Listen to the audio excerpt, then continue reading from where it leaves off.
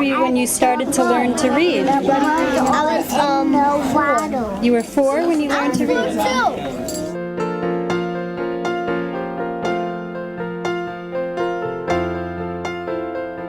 This school, as of this morning, has 90% of its students are reading an hour a day.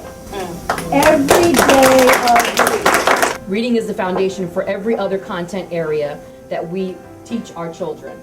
Reading is going to get them where they need to be in the future. What do you want to be when you grow up, do you know?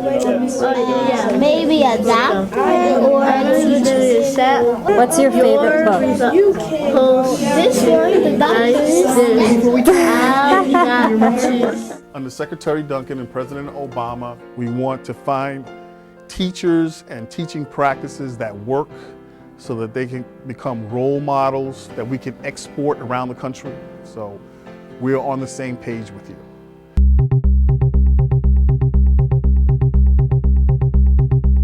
I already read 2 chapter books. One book I read went up to 14 chapters. I have just seen a transformation. It's resonating throughout the entire district, and it's just amazing.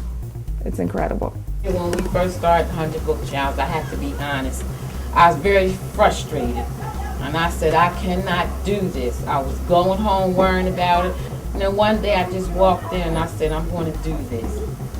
I am so amazed with my little first graders that they can read. It's a miracle. They can read. You can walk into any one of our buildings and ask a child what step they're on, and they can answer the question for you. They're proud of the fact that they're growing in reading. And I'm the number 1 of this class, highest one.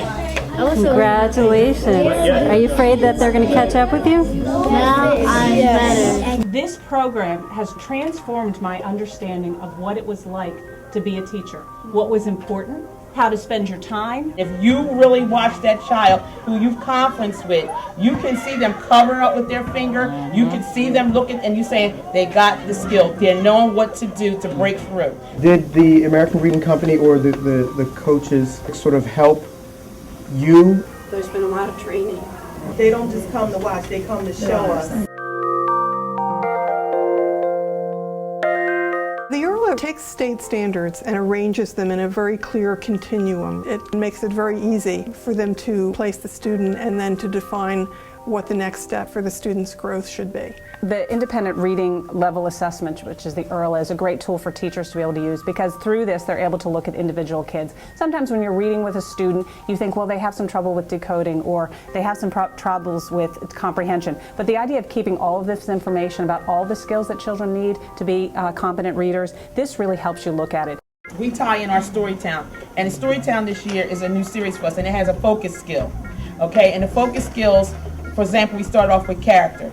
We talk about character as it's presented in Storytown, but then when my children do a 100 Book Challenge, they are asked to look for that during their 100 Book Challenge reading. Maybe they all need work with retelling in sequence.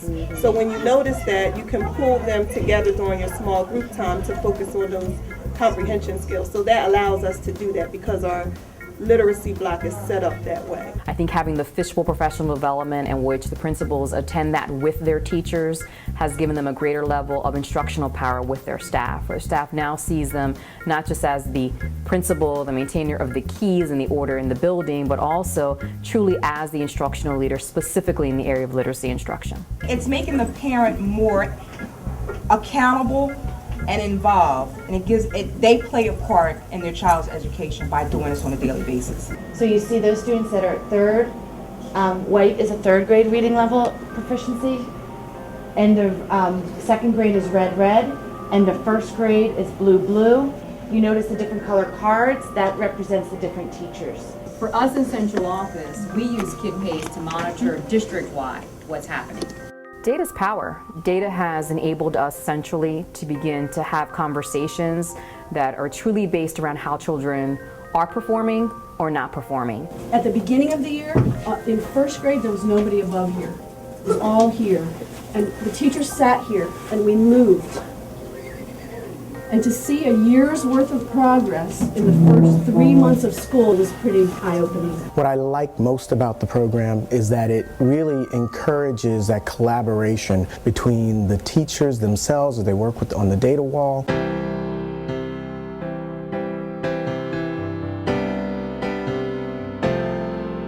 Within the city of Camden, it's been amazing watching the process of the 100 Book Challenge, not only with the children, but with the teachers. And a big piece of it is the amount of professional development that comes out of the American Reading Company, I think has made this an easier process for teachers to grow in the area of literacy instruction.